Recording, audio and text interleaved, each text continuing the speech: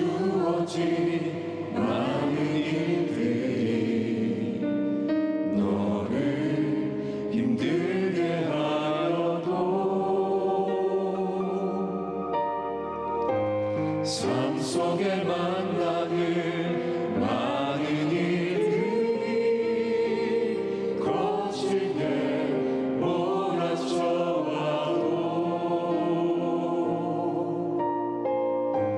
삶 속에 주어진 많은 일들이 너를 힘들게 하여도 삶 속에 만나는 많은 일들이 거칠게 몰아쳐와도 우리를 향한 하나님의 생각은 평안이요 재앙이 아니니 염려 말고 두려 말고 진실하신 주께 기도하라. 우리를 향한 하나님의 생각은 미래와 희망을 주시니 낙심 말고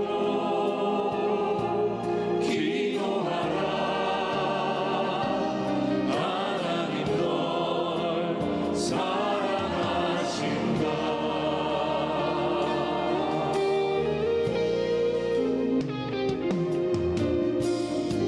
산 속에 주어진 많은 일들이 너를 힘들게 하여도 삶 속에 만나는 많은 일들이 거칠게 몰아쳐와도 당신을 향한 하나님의 생각은 평안이요 재앙이 아니니 염려 말고 두려 말고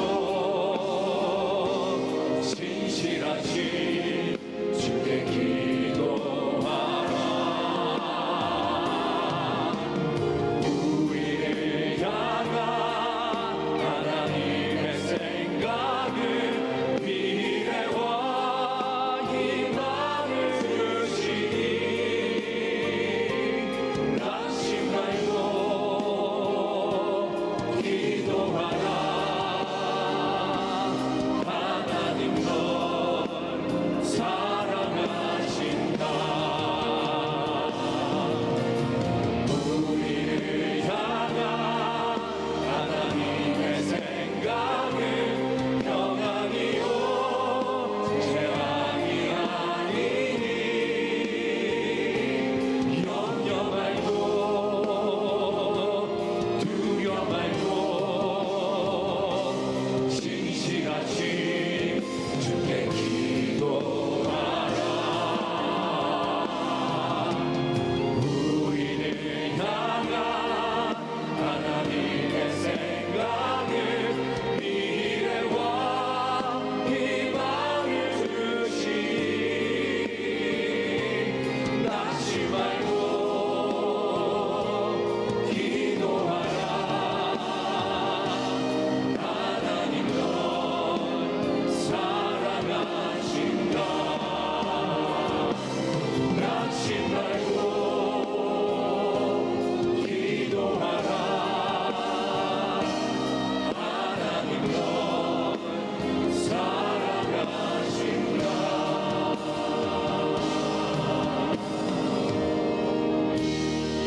할렐루야.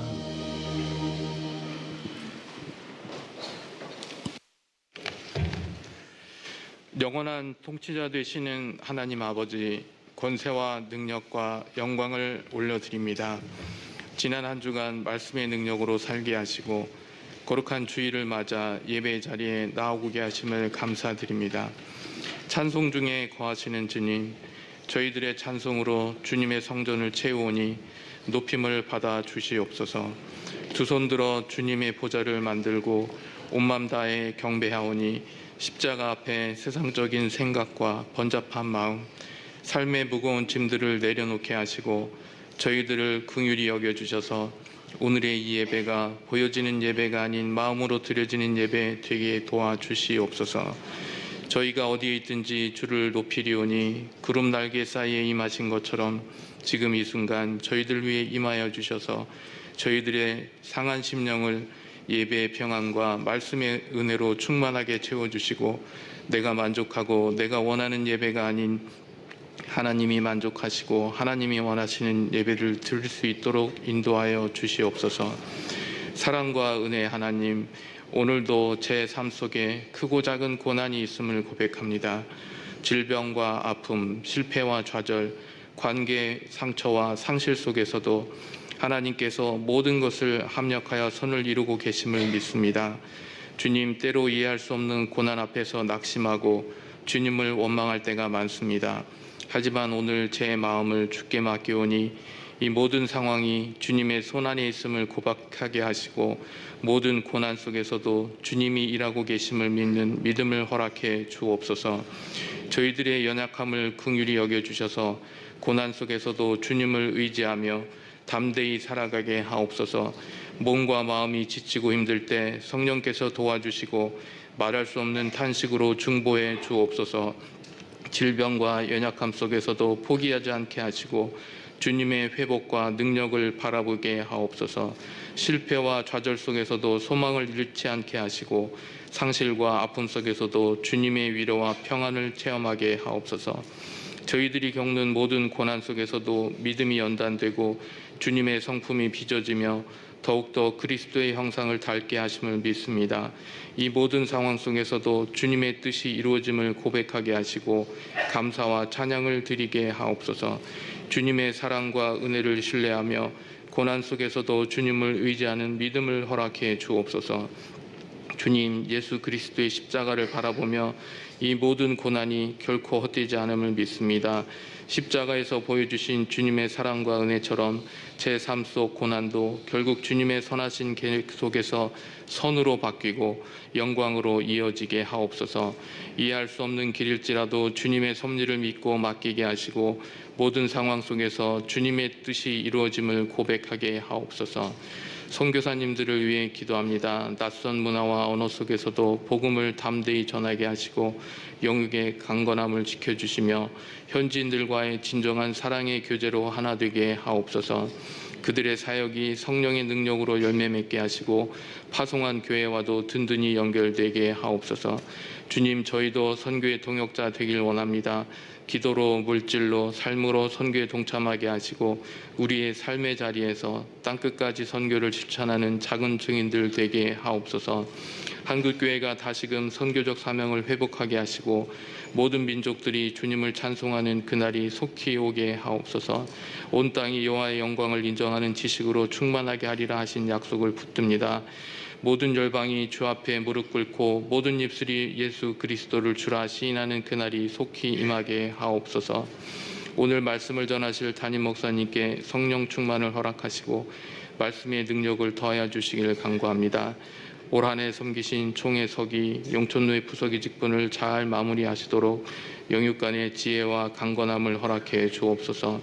하나님의 말씀이 선포될 때 저희들 큰 은혜 받고 성령으로 충만하게 하셔서 저희 교회가 하나 되고 감당해야 할 선교의 사명들을 잘 감당하게 하옵소서. 오늘 찬양으로 영광 돌려드리는 비년 찬양대와 특순으로 헌신하는 김윤재 형제를 기억해 주시고 보이지 않는 곳에서 예배를 위해 수고하는 모든 손길도 주님께서 축복해 주시옵소서. 주님, 제 삶의 모든 순간을 주님께 올려드립니다. 고난 속에서도 주님의 사랑과 은혜를 찬양합니다. 이제 시작하는 시간이 오니 마치는 시간까지 성령님께서 함께 해주시고 신령과 진정으로 드리는 오늘의 이 예배가 저희들뿐만 아니라 모든 땅 위에서 열방들이 함께 주님을 송축하며 하늘 보좌 앞에 상달되는 예배되게 은혜 베풀어 주시옵소서.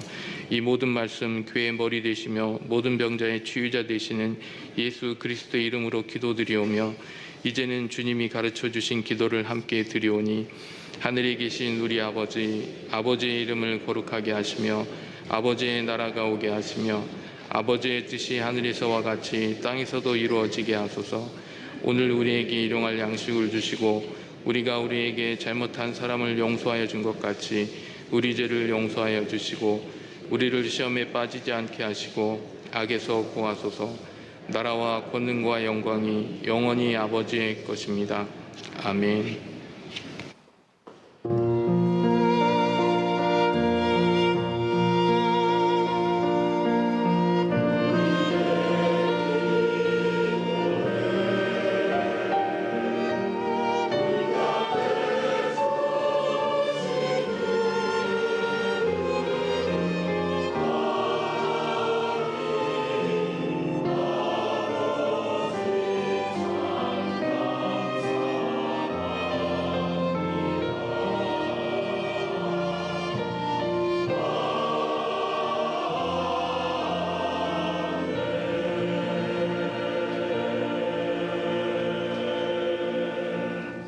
네, 오늘 우리에게 주시는 하나님의 말씀 보도록 하겠습니다. 구약성경 출애굽기 20장 14절 한 절 말씀입니다. 제가 봉독 드리겠습니다.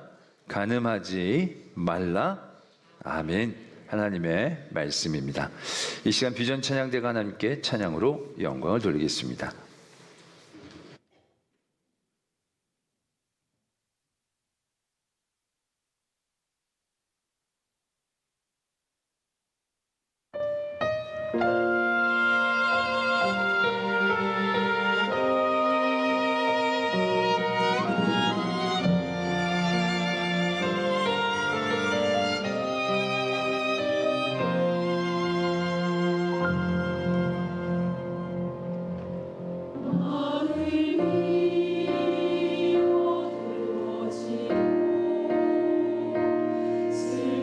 슬픔이 가득 차오를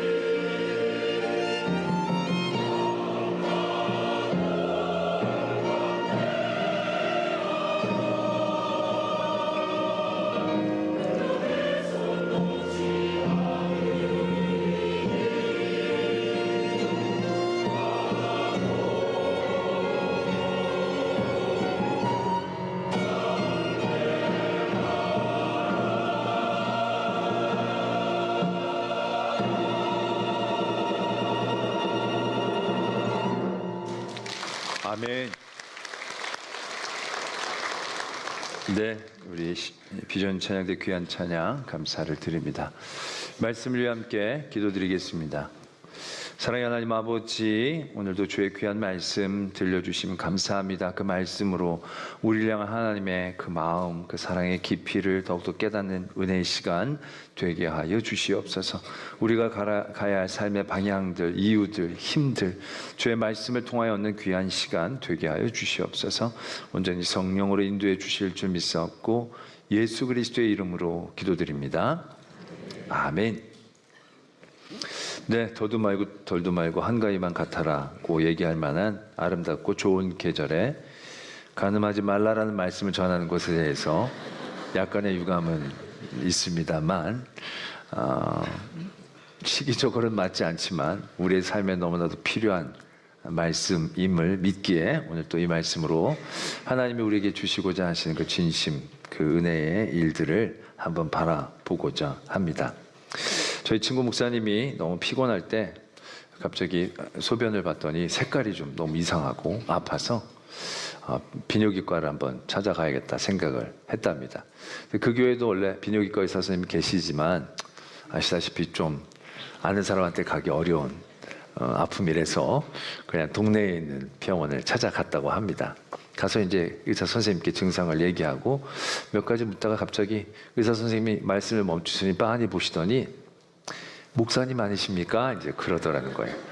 애써 피해왔는데 이게 뭔가 싶었는데 그게 교인은 아니었고 다른 게 교인이셨는데 몇 번 예배를 드려서 목사님 긴가민가 했는데 맞다고 엄청 반가워하시면서 정말 친절하고 소상하게 진료를 봐주셨다고 합니다. 그리고 이제 검사를 받고 나서 며칠 뒤에 검사 결과가 나오니까 그때 오시라고. 그래서 이제 돌아왔고 며칠 뒤에 다시 한번 찾아갔다고 합니다. 그 의사 선생님이 이제 검사지를 놓고 얘기를 하시는데 목사님, 매독균 없습니다. 임질균 없습니다. 다른 성병균 없습니다. 그러면서 마치 자기 일처럼 기뻐하고 안도하시는 모습을 봤다는 거죠. 그래서 뭐 자기 일처럼 저렇게 기뻐하시나 생각을 했다가 씁쓸해졌다는 겁니다. 왜? 생각해보니까 이 의사 선생님이 자기가 목사님인지 아는데 만약에 그게 나오면 엄청 어색할 거 아니에요. 아마 본인도 그것 때문에 굉장히 마음을 졸였던 것 같아요. 근데 검사지를 보니까 깨끗하니까 자기가 기뻐서 막 너무 이 매독균, 임질균 없습니다 그러면서 기뻐하셨다라는 게 너무 기분이 씁쓸했다는 거예요. 아니 나를 어떻게 보고 라고 생각할 수도 있으면서도 한편으로는 이 시대가 너무 음란한 시대이기 때문에 그 어떤 것도 이 음란함에 대해 보호받고 성역처럼 구별되는 것이 없는 그런 시대를 사는 자화상이 아닐까라는 생각 해봤다는 거죠. 이 음란함은 너무나도 치밀하고 또 압도적으로 우리의 사회, 삶에 파고들어서 그 어떤 것도 성역이 없습니다. 어르신들, 애들, 남자, 여자 말할 것도 없고요. 이젠 성스럽다고 여겨지는 종교계 여러 곳곳에서도 더 이상 안전지대가 없는 그런 음란의 시대를 우리가 살고 있다는 것을 반증하고 있는 그러한 모습이다라는 것을 깨닫게 되어진다는 것이죠. 이렇듯 음란이라는 것은 그 가지고 있는 쾌락과 치명적인 유혹 때문에 인류를 끊임없이 따라왔던 그러한 죄악이다라는 것입니다. 그런 음란함이 더 우리에게 치명적인 건 그 죄를 가볍게 여기고 즐거움으로 치부하게 되어지는 그러한 모습들이 우리들에게 심심치 않게 나타나기 때문에 그 죄악은 우리에게 더 빠른 속도로 우리를 잠식하고 있다는 것을 깨닫게 되어진다는 것입니다. 우리나라에도 원래 이 간음을 벌하는 죄가 있었습니다. 간통죄라는 게 있었는데 이게 2015년도에 헌법재판소에서 위헌 판결이 나서 없어지게 된 겁니다. 근데 이게 그때 단번에 재판으로 없어진 게 아니라요. 그 이전에 4번의 재판이 이미 있었다고 합니다. 1990년대에 두 번의 재판이 있었는데 그 재판에서는 당연히 위헌으로 판결이 났다고 합니다. 근데 2001년에 또 이 헌법재판소에 이 건이 올라왔는데 그때도 위헌이 아니라 합헌으로 결정이 됐는데 그때 이러한 인용을 달았다고 합니다. 지금은 우리가 이거를 합헌이라고 얘기하지만 개인 사생활에 법이 개입하는 부담감이 있고 또 이것으로 악용되어지는 사례들이 적지 않고 또 가정과 여성이 보호되어진다는 실효성의 의문을 갖게 된다라는 그러한 이제 의견을 달아놓았다는 겁니다. 2001년도에. 그리고 나서 2008년도에 다시 한번 이게 헌법재판소에 올라왔을 때는 위헌 4명, 합헌 4명, 헌법 불일치 1명. 그래서 그러면 이게 또 인용이 안 된다고. 그래서 여전히 합헌으로 2008년도에 결정이 났다는 겁니다. 그리고 나서 2015년도에는 7대 2로 이 간통죄가 위헌이라는 판결이 나와서 없어지게 되었다라는 것입니다. 똑같은 행위가 있고 그 행위에 대한 사회적인 피해가 있음에도 불구하고 그것이 시대의 흐름에 따라 얼마나 받아들여지고 무뎌지게 되어지는가를 알 수 있는 대목이다라는 겁니다. 옛날에는 말할 것도 없이 다들 이런 법은 있어야 된다고 생각했는데 어느 순간부터 우리는 이 음란이라는 것에 대하여 간음이라는 것에 대해서 무뎌지면서 사생활, 개인적인 프라이버시라고 얘기하며 그것이 용인되어지는 그런 시대, 그 시대가 바로 우리가 살고 있는 이 시대이다라는 것입니다. 성에게 대한 개념이 얼마나 자유로워졌는지 우린 심심치 않게 경험할 수 있다는 거죠. 예전에는 혼전, 순결 이걸 얘기하면 다들 보수적이다고 얘기합니다. 너 참 보수적이다라고 얘기했습니다. 근데 요즘은 혼전, 순결 그러면 너 미쳤다라고 얘기합니다. 너 병이다라고 얘기를 한다는 것입니다. 제가 청년부를 맡고 있었던 때만 하더라도 청년들 중에 남자 청년이든 여자 청년이든 데이트를 하면서 그 욕구가 너무 저를 괴롭힙니다. 목사님 어떻게 하면 내가 이겨낼 수 있습니까? 이러한 질문들, 이러한 상담들. 자매들은 상대방이 너무 욕을 하는데 사랑하는데 이럴 수는 없고 그럼 뭐 자기 사랑하지 않는 거냐고 막 그러는데 그러면 내가 그때 어떻게 해야 하는지에 대한 그런 상담들이 진짜 많았습니다. 근데 요즘은 그런 상담을 하는 친구들이 없다고 그럽니다. 저는 그런 문제에 확신을 갖고 모두가 이야기하기 때문이라고 믿고 싶지만 그렇지 않다라는 것에 그 씁쓸함이 남는 대목이다라는 것이죠. 믿음의 사람들은 이 죄를 가볍게 여기는데 애를 씁니다.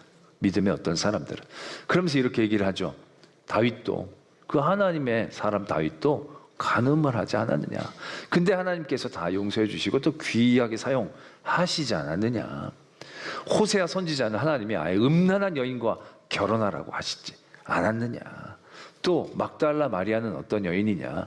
현장에서 잡힌 사람이다. 그런데 하나님께서 그 막달라 마리아를 얼마나 귀하게 여기시고 회복시켜 주셨느냐. 그러니까 간음이란 죄 그렇게 심각하고 무서운 게 아닐 수도 있겠다 라고 이야기하곤 한다라는 것입니다. 그러나 우리는 이 대목에서 간과하고 있는 것이 있습니다. 바로 뭐냐? 다윗이 그 간음한 죄로 인하여 치렀던 대가가 얼마나 치명적이었던가라는 사실입니다. 물론 하나님은 다시금 다윗을 죽이지 아니하시고 기회를 주시며 사용하셨지만 그 일로 인하여 다윗은 엄청난 대가를 치르게 됩니다. 밧세바와에 낳은 첫 아이가 죽게 됩니다.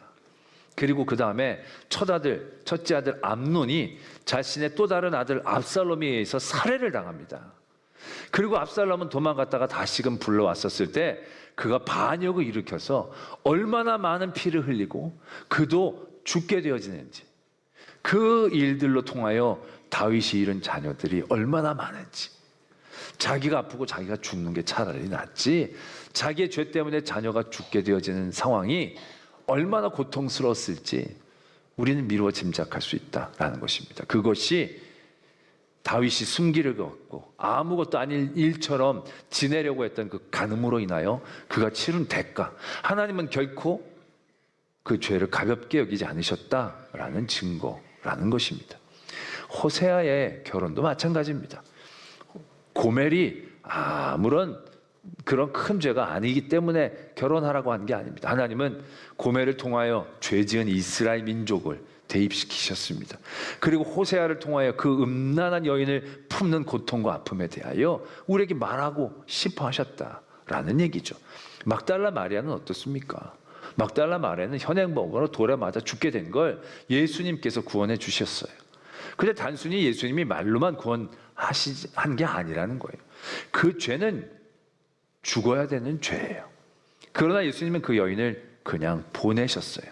여인만 보낸 게 아닙니다. 그의 죄의 짐을 예수님께서 짊어지셨다는 거예요. 그 죄의 대가는 그리스도의 십자가였고 피였다는 거예요. 결코 그 죄가 가볍기 때문에 지나가고 넘어가게 되어진 것이 아니라 예수님께서 그 죄값을 치러주셨기 때문에 그런 은혜 자리에 나갈 수 있었다는 얘기입니다. 그래서 결코 성경은 이 간음이라는 죄를 세상에서 생각하는 것처럼 가볍게 다루지 않고 있다는 것을 우리가 분명히 바라볼 수 있어야 한다는 것입니다. 세상에서는요, 아까서 우리가 살펴봤지만 간음은 너무 가볍게 여깁니다. 그래서 이제는 간통죄도 폐지하면서 형사적으로 처벌을 내릴 수 없는 그러한 종류의 행위, 도덕적으로 사회적으로 지탄을 받지만 형사적으로는 우리가 형을 매길 수 없는 일처럼 치부해 버립니다. 그거에 비해 절도나 사기는 엄중하게 다릅니다. 물론 초법은 그렇지만 이게 뭐 특별법이 붙어가지고 굉장히 무거운 죄질로 다루게 됩니다. 명예훼손 뭐 이런 것들. 그 뒤에 십계명에 나오는 또 다른 모든 죄악들이 세상에서의 무게감으로 보자면 더 심각한 범죄예요. 그렇다고 한다면 십계명에서 이 7번째 계명은 7번째가 아니라 9번째나 10번째 놓여지는 게 그 죄의 무게감에 따라 순서를 매긴다면 맞는 거예요. 그러나 하나님은 이 간음의 죄를 살인죄 그 다음에 위치하게 하셨다라는 것에 우리는 주목해야 한다라는 것입니다. 레위기 20장에 보면요, 반드시 죽여야 되는 죄에 대한 얘기가 나옵니다. 반드시, 그냥 죽이다, 반드시 죽여야 될 죄의 항목들이 나타납니다. 그 죄들은 종류로 따지자면 3가지 종류입니다. 첫 번째는 우상 숭배에 관련된 겁니다. 우상 숭배로 이방 신에게 제물을 하거나 거기와 섭하거나 뭐 이런 사람들은 반드시 죽이라고 적고 있습니다. 두 번째는 부모를 저주한 사람들은 반드시 죽여라 라고 적고 있습니다. 그리고 세 번째 반드시 죽여야 될 죄가 뭐냐? 절도, 사기 아닙니다. 간음과 음란, 이것이 반드시 죽어야 될 죄로 말씀은 적고 있다라는 것입니다. 자, 그렇다면 왜 하나님은 이 간음의 죄를 이렇게 무겁게 매기고 계실까라는 것입니다. 어떻게 보면 잠언에도 무리의 배가 지나가는 것, 남자와 여자가 자고 나는 것, 흔적이 남지 않는다고.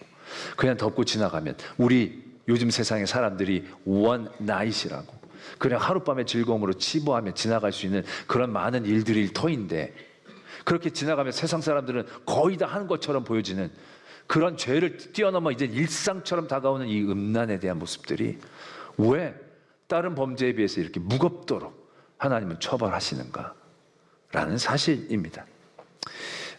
신명기 22장에 보면 어떤 죄에 대한 처벌에 대한 얘기가 나옵니다. 어떤 죄냐면 어떤 남자가 강간을 했을 때에 그런 처벌 조항입니다. 어떤 남자가 다른 남자와 정혼한 여인을 성읍 안에서 강간하면 둘 다 반드시 죽여라. 왜? 성 안에서 소리를 지르면 구원받을 수 있는 기회가 있었을 텐데 지르지 않았기 때문에 거기에 대한 죄도 여인에게 묻는다는 거예요. 그러나 어떤 남자와 다른 남자와 정혼한 여인가 들에서 만나 강간을 당하게 되면 이 남자만 반드시 죽여라. 왜? 이 여인은 들에 있었기 때문에 구원받을 수 있는 기회가 없었기 때문에. 그런데 그 다음에 어떤 남자와 정혼하지 아니하는 여인이 그 남자가 강간을 했을 경우에는 은 50세겔을 그 여인의 아버지에게 주고 그 여인을 받아들이며 평생 버리지 말지니 라고 말씀이 적혀져 있습니다. 똑같은 행위인데 형량의 차이가 너무 큰 차이를 나타내게 됩니다. 왜 그렇습니까? 한 상황은 그 여인이 이미 다른 남자와 정혼을 해서 가정을 이룰 수 있는 상황이었습니다. 그 가정을 깨트리는 행위로 그것이 여겨지게 되어진다는 얘기입니다. 그러나 정혼하지 않는 여인은 그런 가정에 대한 얘기가 없기 때문에 그 일에 대한 책임을 그냥 아내를 맞이하는 것으로 짊어지면 되는 것으로 판결이 그렇게 법이 적혀져 있는 대목이 나옵니다. 간음이란 자체는 어떻게 보면 그렇게 무겁지 않은, 누구를 죽이거나 누구의 것을 빼앗거나 큰 상해를 입히거나 뭐 그런 종류의 일은 아닌 것처럼 그 자체는 가볍게 여겨질 수 있습니다. 그러나 간음함으로 상처 입게 될 중요한 것들을 지키기 위해 간음은 그만큼의 무게감으로 우리에게 말씀되어지고 있다는 사실입니다. 간음하지 않음으로 지켜져야 될 것이 너무 소중하기 때문에 간음은 그 소중한 무게로 죄의 형량을 매기고 있다는 사실입니다. 그 소중한 게 바로 무엇입니까? 가정이라는 겁니다. 부부관계라는 겁니다. 그것이 하나님이 주신 소중한 것이기 때문에 간음은 그걸 무너뜨리는 일이기 때문에 그 자체는 가벼워 보이지만 무거운 형량으로 매기고 계시다는 겁니다. 비슷한 얘기가 우상숭배와 똑같습니다. 우상숭배도 어떻게 보면 그렇게 무거운 얘기가 아니에요. 왜냐하면 그냥 헛짓일 뿐이에요. 헛짓. 아무런 의미가 없어요. 돌하고 나무 앞에서 빌고 뭐 하는 거, 이게 뭔 그렇게 큰 의미가 있겠어요. 뭐 다른 사람 뭐 해치는 것도 아니고 자기 혼자 비나이다 하는데 뭐 그게 다른 사람 뭐 손해 주는 것도 아니고 오히려 그 무당들 돈 더 주고 용돈 더 주고 모든 산업 이런 건 아니다. 하여튼 전혀 그 행위 자체의 무게감에서 주는 죄성은 별로 없어요. 그래서 현행법 우리나라에서도 지금 우상숭배로 벌금을 매기고 그러진 않잖아요. 그러나 그게 왜 그렇게 치명적인 죄악으로 우리에게 하나님은 말씀하고 계시는 겁니까? 그게 하나님을 향한 온전한 사랑을 깨트리는 무섭고 치명적인 일이기 때문에 그렇다는 겁니다. 제가 며칠 전에 2026년도 교회 트렌드에 대한 어떠한 그런 모임이 있었던 그 영상을 좀 봤습니다. 근데 그때 그 조사하는 어떠한 그 분이 이런 얘기를 하더라고요. 제가 깜짝 놀란 사실을 요번에 이 조사에서 얻어냈는데 뭐냐면 현대 그리스도인들이 무속신앙에 대한 의존도가 믿지 않는 사람들의 퍼센트와 유의미하지 않게 차이가 난다. 그러니까 별 차이가 안 난다는 얘기예요. 그러니까 믿지 않는 사람들과 믿는 사람들이 무속을 의존하는 것이 퍼센트로 큰 차이가 나지 않는다는 사실을 발견했다는 거예요. 조사가 그 앙케이트가 그렇게 나왔다는 거예요. 그러면서 20대 젊은이들에게 물어봤더니 그 중에 50%는 좀 괜찮다 라고 얘기했다는 거예요. 왜? 이게 재미지 않느냐. 그냥 앞에 일에 대해서 뭐 묻는 건데 이게 심각한 신앙에 대한 큰 타격을 줄 거라고 생각하지 않는다. 난 예배 드리고 교회도 가지만 뭐 사주 보고 궁합 보고 뭐 이런 연초마다 하는 뭐 그런 일들을 뭐 이렇게 신문에 뭐 이런 것들에 대해서 전혀 큰 부담을 느끼지 않는다. 더 놀라운 건요. 거기 20%에 되는 사람들은 굿도 마찬가지라고 생각한다. 라고 얘기했다는 거예요. 그러면서 그분이 왜 이렇게 사람들이 무속 신앙에 대해서 관대해졌을까? 매력이 뭘까? 그 즉각적인 위로를 받는다는 거예요. 대부분 세상의 쾌락들이요, 즉각적인 위로를 줄 때 매력적이거든요. 도박이나 마약이나 성이나 즉각적인 쾌락을 주기 때문에 그 매력에 대하여 사람들은 굉장히 쉽게 넘어진다는 거예요. 그 무속 신앙도 그런 종류의 즉각적인 위로를 주기 때문에 사람들은 그것을 그냥 쾌락이라고 생각하고 즐거움이라고 생각하고 넘어간다라는 얘기예요. 그러나 여러분, 우상 숭배는 단순히 즉각적인 위로, 쾌락 우리가 해도 되고 해도 상관없는 그런 종류의 얘기가 아니라는 얘기입니다. 반드시 죽여야 할 죄 중에 우상숭배가 들어가 있는 이유는 그 행위 자체가 갖고 있는 무게가 아니라 그 행위 때문에 깨어질 소중한 하나님과의 관계 때문에, 그 관계의 소중함과 가치의 무게감으로 그 행위에 대한 죄를 묻는 것입니다. 그게 우상숭배이지요. 간음도 똑같다라는 것입니다. 간음 자체, 내가 하면 로맨스가 되어지지만 그렇게 로맨스로 끝나게 되어지는 게 아니다라는 겁니다. 그것들로 인하여 깨어질 하나님이 주신 가장 소중하고 축복된 가정에 대한 가치들, 결국 그것을 소중하게 여기게 하기 위해 하나님은 이 범죄에 대해서, 이 일에 대해서 범죄라고 얘기하고 계신다라는 것입니다. 이스라엘 민족이 출애굽해서 광야로 나왔습니다. 이제 가나안 땅에 들어갑니다. 가나안 땅에 가면 그 약속된 땅 얻게 되어집니다. 근데 그 땅을 어떤 방식으로 얻게 됩니까? 그 땅을 지파대로 나눕니다. 그 지파대로 나눈 땅은 또 어떻게 나눕니까? 가문대로 나눕니다. 가정대로 나눕니다. 무엇을 의미하는 것입니까? 하나님이 그들에게 지켜야 한다라고 얘기하는 그 가정은 하나님의 복을 받는 통로입니다. 가장 기본되고 기초적인 단위가 가정이라는 겁니다. 근데 그 가정이 간음함으로 이웃의 여인들을, 나의 근친들을 탐하고 그 일들에 대하여 그 선을 넘게 되어질 때 가정이라는 것들이 얼마나 유지될 수 있겠습니까? 그 가정들이 다 깨어지고 나면 하나님이 주신 약속의 땅들은 어떤 방식으로 얻게 됩니까? 하나님이 예배할 은혜를 어떻게 그들이 누릴 수가 있게 되겠습니까? 하나님이 주신 가정은 하나님이 주시려는 복의 근원이다라는 것입니다. 그렇기 때문에 하나님은 그 가정을 해트릴 이 작은 여우 같은 이 간음에 대하여 우리가 깨어 경계하기를 원하고 계신다는 사실들에 대해서 우린 다시 한번 깨달아야 한다는 것입니다. 히브리서 13장 4절에서도 이렇게 적고 있습니다. 모든 사람은 결혼을 귀히 여기고 침소를 더럽히지 않게 하라. 음행하는 자들과 간음하는 자들은 하나님이 심판하시리라. 간음의 가장 치명적인 결과는 그 가정이었기 때문에 분명히 우리에게 이렇게 경고하고 계신다라는 것입니다. 그리고 예수님이 바리새인들을 정죄하셨을 때 그 바리새인들에게 이러한 면이 있었습니다.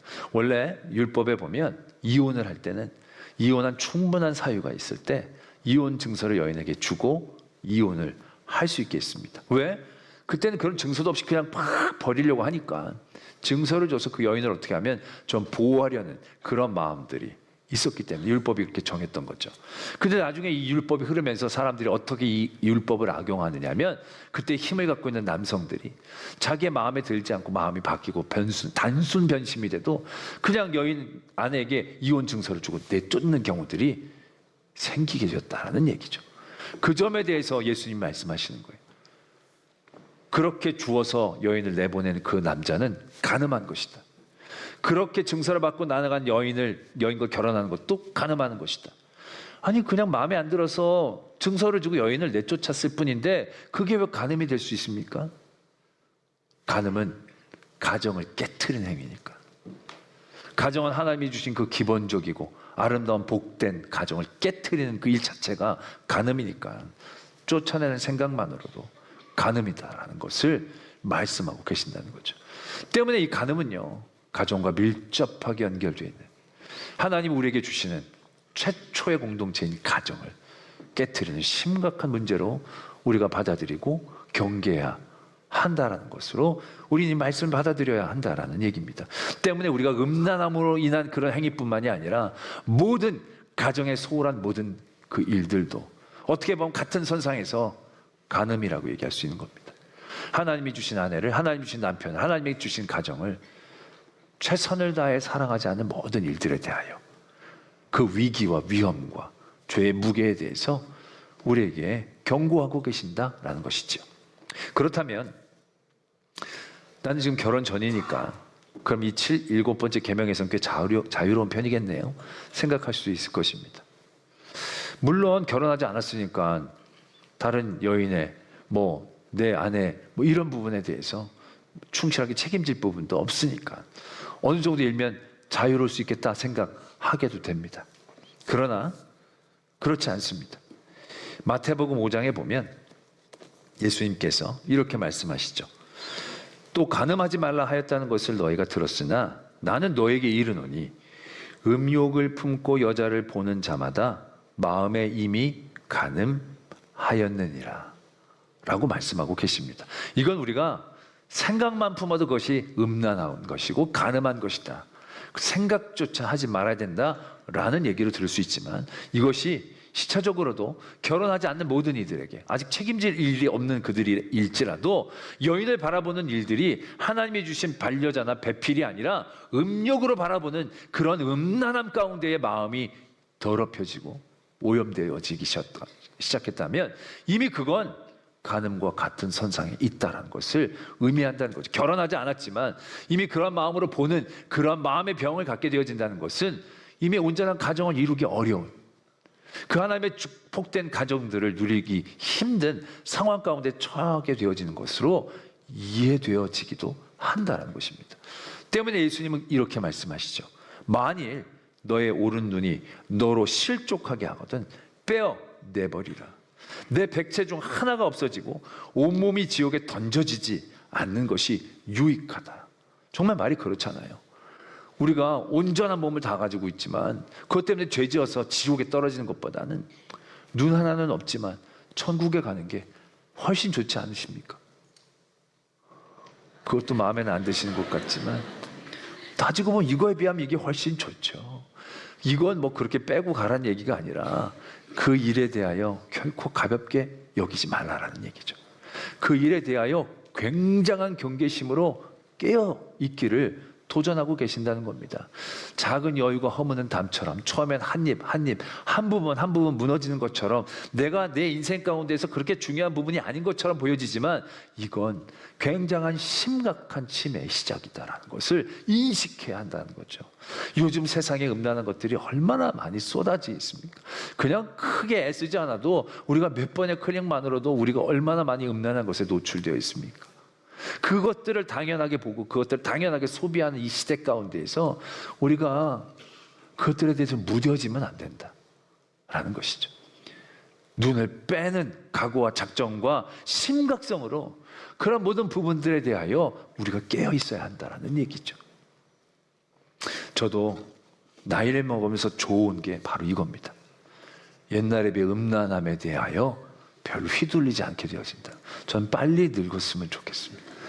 제가 젊었을 때 이 음란함에 대해서 너무 많이 시달렸거든요. 진짜 많이 안 하려고 애를 썼거든요.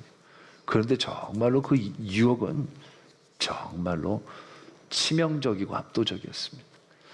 그런데 제가 생각해 보니까 그 일에 대하여 하나님 앞에 기도하지 않았더라고요. 내 스스로만 이겨내려고 했지. 그건 하나님 앞에도 내보이기 싫은 나의 어두움을 유지하는 모습이었다는 얘기죠. 이건 무거운 죄입니다. 치명적인 겁니다.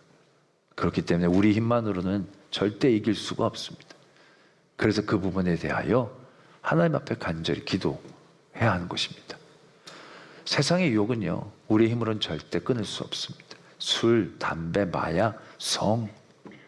그래서 하나님은 오늘 우리에게 그것에 대한 경계를 얘기하시고 그만큼 우리가 하나님 앞에 이 부분에 대해 간절히 의지하고 메어 달릴 것을 우리에게 원하시고 계시는 것이 아닐까 생각하게 되어집니다. 우리의 스쳐 지나가는 모든 것들에 대하여 깨어 기도하기를 원합니다. 그것들의 무게감을 심각하게 느끼고 간절함으로 그 일에 대하여 맞서 서기를 원합니다. 이건 그냥 음란하고 간음을 하지 않은 도덕적인 문제에서 끝나는 게 아니라 하나님은 우리에게 주신 가장 복된 자리를 깨트리는 위험한 것이고요. 이 일들에 대하여 내가 경계하고 깨어 있으므로 하나님이 우리에게 주시는 그 가정, 반려자, 그 일들을 통하여 하나님이 주시는 은혜의 땅, 가나안의 복을 온전히 누린 그 자리에 우리로 서기를 원하시는 하나님의 마음이다라는 것을 깨달아야 한다는 것이죠.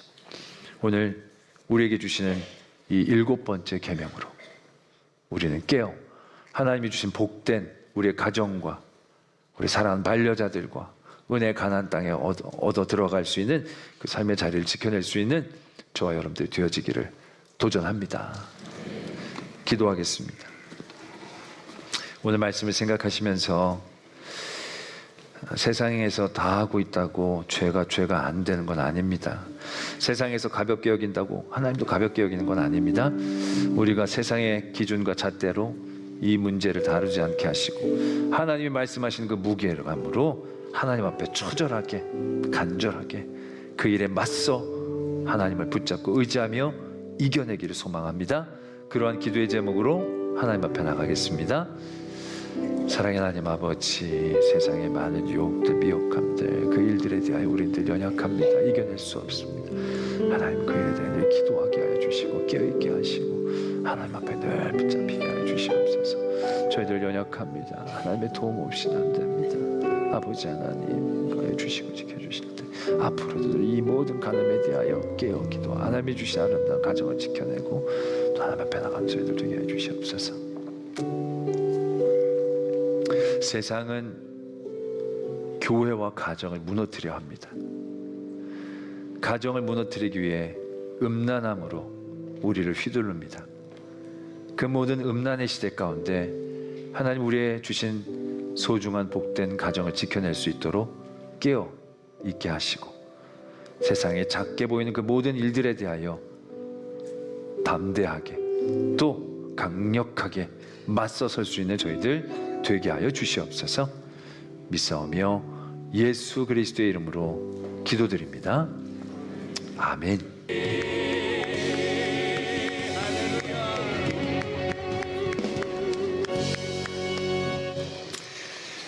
지금은 우리 구주 예수 그리스도의 은혜와 하나님 아버지의 지극하신 사랑하심과 성령 하나님의 함께하여 주시고 도와주시고 교통하여 주시는 역사하심이 우리에게 주시는 소중한 것들을 무너뜨리는 음란과 간음하는 모든 것들에 깨어 경계하기를 도전하는 모든 성도들 위해 그 가정 위에 우리 교회 위에 이 땅과 열방 위에 이제부터 영원토록 함께 계시기를 간절히 축원하옵나이다.